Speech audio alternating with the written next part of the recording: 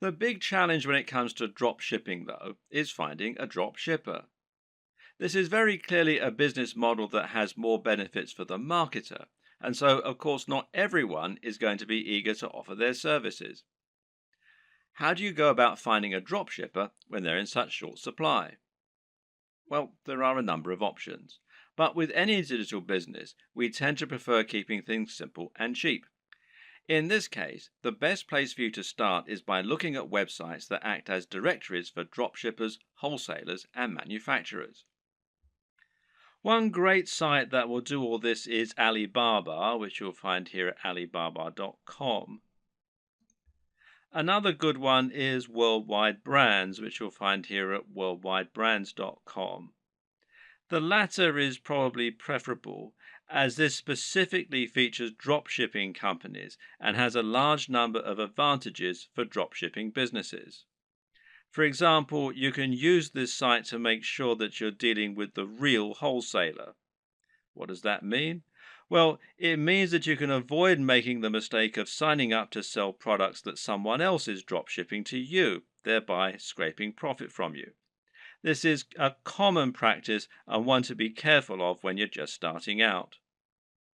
Worldwide Brands is perfect if you plan on finding a dropshipping manufacturer quickly and selling their products on eBay or Amazon. The only problem with this plan is that there's a fairly hefty sign-up fee. Currently, it costs $249. Okay, so that's not astronomical, and this is a lifetime membership. But if you were attracted to dropshipping initially because you wanted a business model with zero overhead, then it might be a little off-putting, especially as your break-even point has now been pushed back further. So there is a free review, though, at the time that I'm making this video. So another option is to try ThomasNet, which you can find here at thomasnet.com, which, like Alibaba, has a selection of different types of manufacturers and wholesalers selling different types of products and different types of services. Makers Row, which is makersrow.com, might also be worth checking out.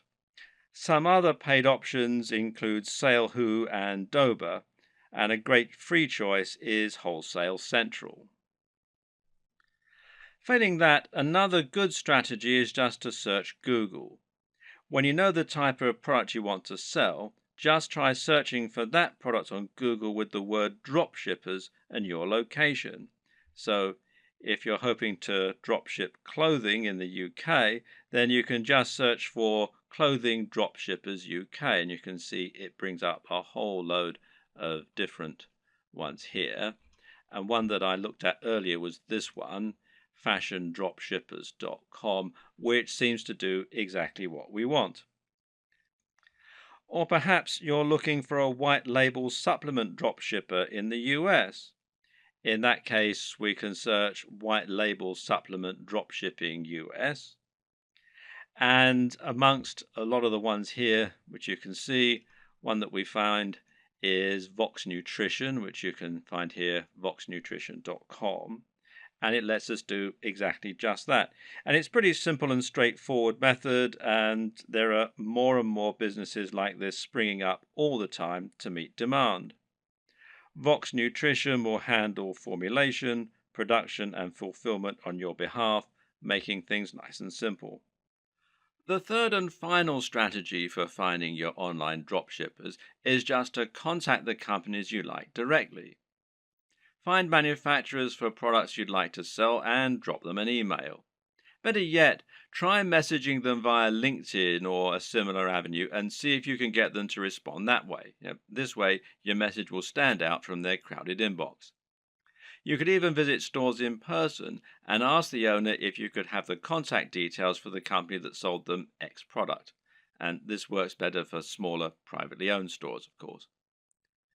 If the company doesn't already offer the drop shipping services you're looking for, then just explain to them the benefits and why you would like the opportunity to sell their products in this manner. In many cases, they will acquiesce and you'll be able to start selling a product that other online retailers don't have access to. Another tip for finding manufacturers that you can email directly is to look on eBay. Search for a product you'd like to sell, and if you notice there are lots of people selling the exact same item, then this is a sign that they're using a dropshipper. It could then be a relatively simple matter for you to track down that original manufacturer and contact them so that you can try to do business with them yourself. Note that many wholesalers and manufacturers don't have a great online presence. This means it can be necessary to dig really deep in Google or try looking at trade magazines and papers instead in order to help find your potential partners. When you're dealing with dropshippers, it's crucial that you do your homework and look and act like a professional. Now, here are some tips to help you do just that. First of all, you'll need a resale certificate. Not all, but many dropshipping companies will want proof that you're a real retailer and not a consumer before they do business with you. Their concern is that consumers will simply claim to be dropshippers or resellers so that they can get items on the cheap. To provide this proof, you might need an EIN number for your business if you're in the United States. And you can find out more here at the IRS website.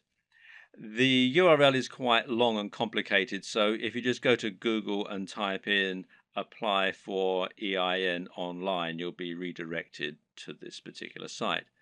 Now, in other countries, obviously the regulations are different, so you need to look at the tax authority for your country. But again, a search in Google should be enough to point you in the right direction. You might also need a resale certificate, and you can find out more about those at this site here, which is wisegeek.org/what-is-a-resale-certificate.htm. If you're going to speak in person, then it can also be a good idea to familiarize yourself with all the terminology regarding dropshipping so that you don't sound like an amateur. You should also look out for fake dropshippers. When choosing dropshippers, there are a number of businesses you need to look out for. These are not really dropshippers in the truest sense of the word. You need to avoid these companies as they won't always get you the best deals and they might not be able to offer you the same kind of value as other organizations. Be aware of companies that want ongoing fees, which real dropshippers don't require. Likewise, be careful of companies that also sell directly to the public. These companies often aren't really dropshippers so much as resellers who are just trying to trick you into making a bulk order. While monthly fees and direct commercial sales are warning signs, there are a few caveats and requirements that you may need to go along with. We've already seen that many dropshipping companies will require you to provide a resale certificate, and likewise, you might find that you need to apply for an account before you can begin using their services. And this will normally involve filling out a form and explaining the nature of your business, and so on. Now, some companies also require you to place a minimum order for your first sale. This is another strategy they can use to drive away consumers, as well as merchants who are just window shopping and may not use their products in future. So, for example, you might have a minimum first order of $500, which is a little bit contrary to the entire concept of dropshipping, as you'll now have a bunch of inventory sitting around and the potential risk of losing that upfront investment. So, what can you do?